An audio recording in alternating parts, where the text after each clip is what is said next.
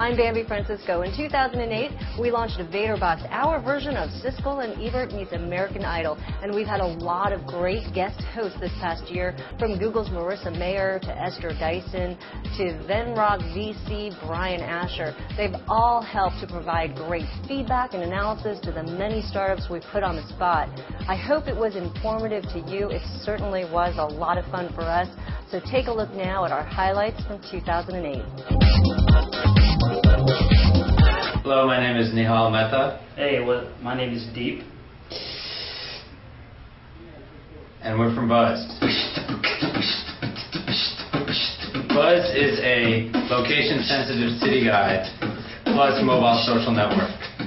Imagine going to a bar, or not even going to a bar, standing outside a bar, looking at it on your phone, and finding out how crowded it is, what the guy-to-go ratio is, videos and pictures inside of the bar, inside of the venue, without even going there.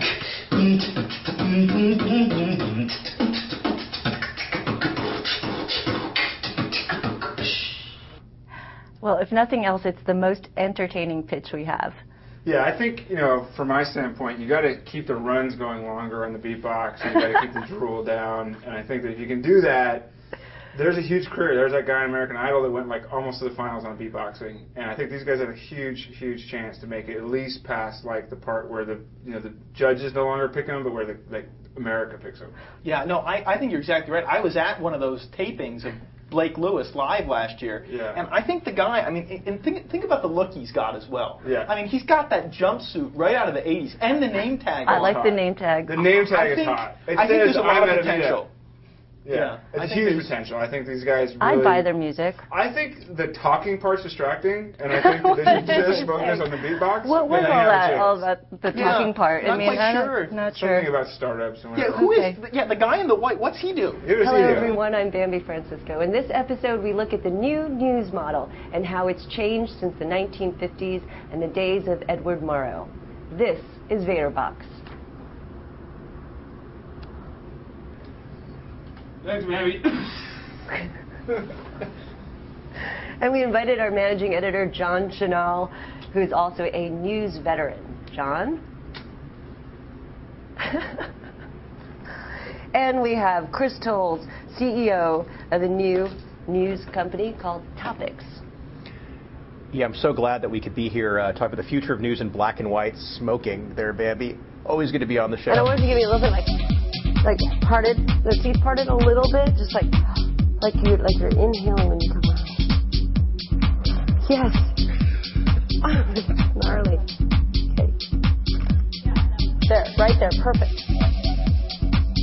Zivity is a community-powered showcase of female beauty that sits at the intersection of MySpace, Playboy, and American Idol. Well, the big question, I think, for this site is it has yet to be proven that people will pay to see naked women on the internet. It just doesn't. Yeah, I think that's, sooner or later we will establish whether pornography is something that there's money. Yeah, is a viable business. Whether people are going to come look at pictures. I think that's something that we can say firmly, positively, that people will look at pictures of hot chicks on the internet. I know it's a lot easier and not even fair. I remember when I was a kid, you had to go through apartment dumpsters to find Playboys. You had to work on the cable channels to try and get the stuff unscrambled. Yeah. Now you can just jump on the internet. Yeah. But so it's not fair for the kids these days. Okay.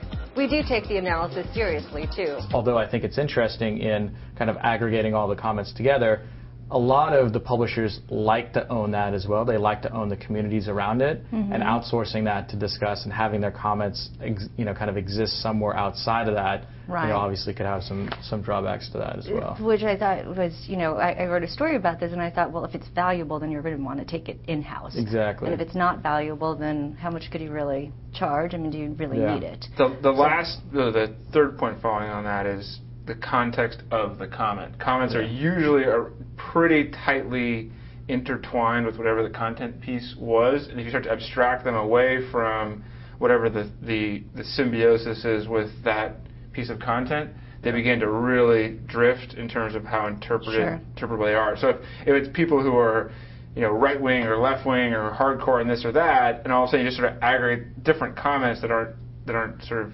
tightly integrated with whatever the original piece of content was. It runs the risk of not being easily intelligible. I think it's also important to understand the cognitive model for search. Are people in a mode right now where they're browsing through lots of different results? Do they want to go deep? And it's hard, actually. We've seen that thumbnails in some situations really help, and sometimes they actually aren't helpful. So, for example, when you're looking through your history, when you've already seen the pages, thumbnails are super helpful. Because you might say, oh, gosh, I'm looking at that page I saw yesterday, and I remember it was kind of purple, and there was a picture on the right-hand side. So in that kind of situation, thumbnails and sort of page-level representations are helpful. Right. But if you've never seen the page before, it's just not that helpful.